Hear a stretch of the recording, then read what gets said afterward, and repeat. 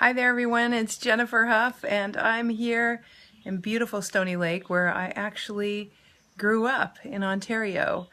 And after a very tough day yesterday, I decided I would share a little bit about some cool and wonderful miraculous yumminess that happened after I got complete with the interesting, let's say, contrast that was going on as I was trying to fly to Canada with my little dog.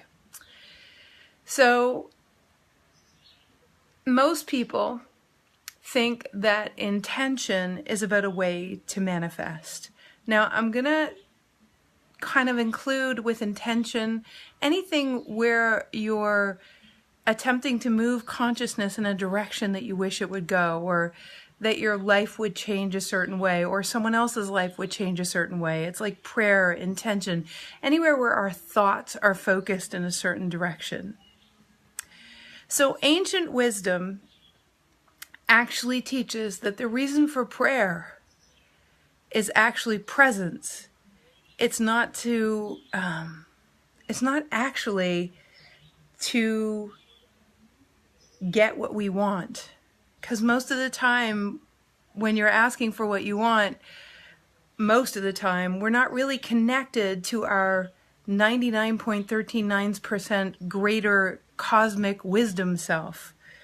You know, we're three-dimensional bodies, but most of us is connected to infinite wisdom that has connection to every leaf on every tree and every dog and every civilization outside of this planet and other dimensions. And because we're not present to that, there's a greater wisdom going on. And that greater wisdom already loves us so much that everything is already happening for us. And as we go about our life and experience contrast, of course we ask for things. Of course we wish for things to be smoother. Of course we want for the people we love. But the issue is never the asking. We're asking constantly. You know, you look at your body and you see it's not the way you wish it was. You ask immediately. And the cool thing is, and you know, I think Abraham Hicks would actually double this, the universe persistently answers. Consciousness, physics, constantly responds to that which we are asking for. So if the issue isn't the asking, because do you recognize, I mean, I certainly recognize that I'm constantly asking. You know, even this morning, you know, I was like, oh my God, please let me be more clear about, you know, my journey to Toronto was all about me asking to see my mom and to get up here. I hadn't been here in 6 months, and, you know, my little dog is meeting my mother and all this kind of stuff. And I'm like, and I get to see, you know, some of my friends here.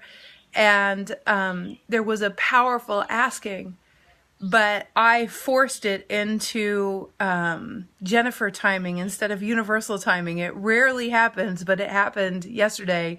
And when you've got a really powerful stream, when you're awakening and you're expanding into yourself and you're a relentless champion of the piece of the puzzle of heaven and earth that you are, as I am, and when you teach this, of course, your stream goes really fast. So when you go against the stream of consciousness, when you force things to happen in not perfect timing, in your timing, if anyone can relate to that, what happens is you're actually intending something that's against what's in your highest, which your greater wisdom and all of consciousness and everything that is in and of every particle, every gas, solid, and liquid, and all the spaces in between, we're formed of all of that.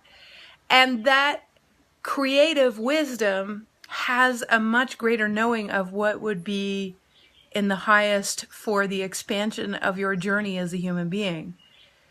Our job, and of course, that consciousness is always responding to our asking based on the contrast we experience and based on how we're inspired. It's not just contrast.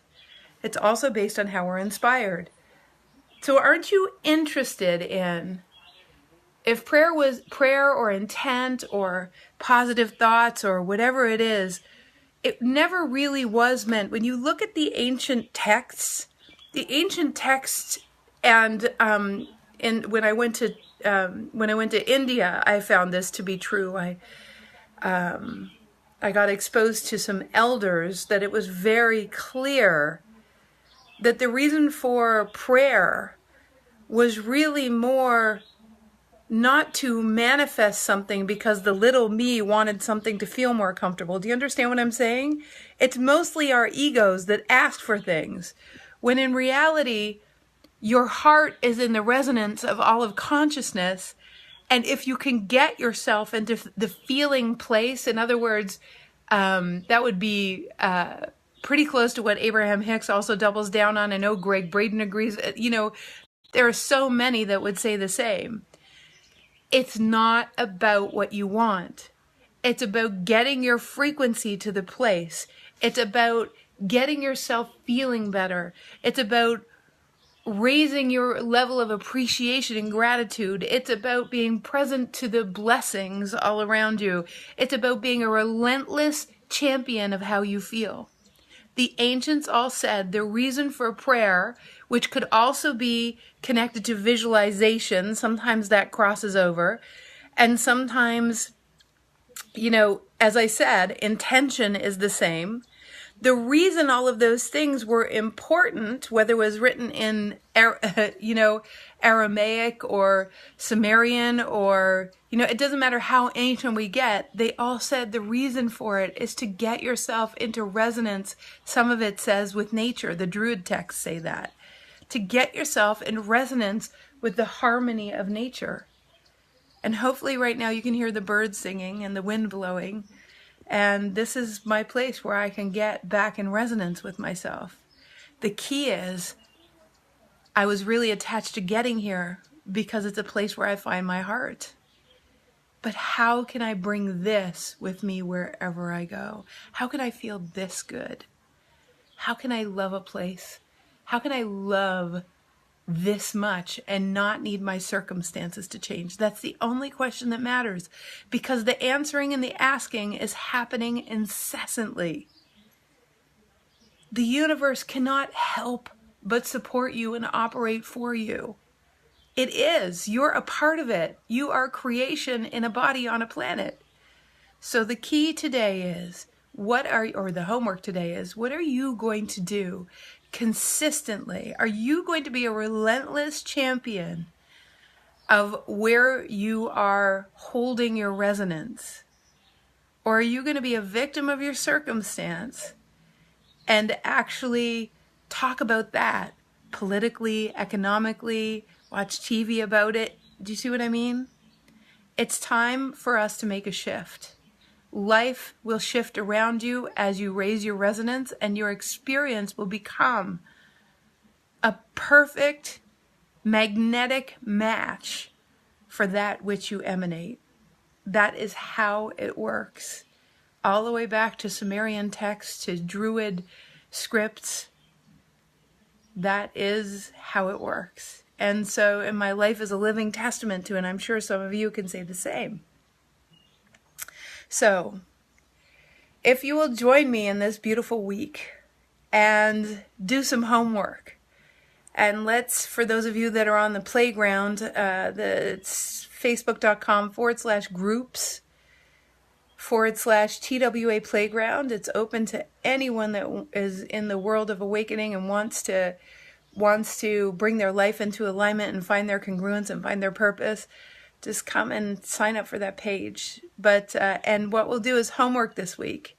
And the homework is being a relentless champion of your vibration. Okay? So, and please check out, we're doing a live and web-based course. The live program is always so powerful because you're working one-on-one with me. In November, www.thewideawakening.com/purpose. And you can go and check out, get out of your way to clarity of purpose, really living congruent and embodying that vibrational shift rather than having to go through effort mentally to get our frequency up. What if we could just embody a new way of being? That's what that program is all about. But in the meantime, let's do our homework, yeah? All right. And finally, I suspect that everyone that's listening, not right now, but I don't want to be presumptuous, has already gotten our gift of the 3 days of awakening, building the brain bridges that actually cause those permanent shifts. The first 3 days of the 12 days of awakening are available just for you for free. So that could be one way that you could be a relentless champion of yourself by going to thewideawakening.com/3 days, the number 3 days. All right, you guys. I love you. I love you. I love you. Thank you so much for today. Big hugs. Can't wait till next time. Bye. Hope this helped. And please pass this on, my lovelies. Please pass it on. Okay. Mwah. Bye.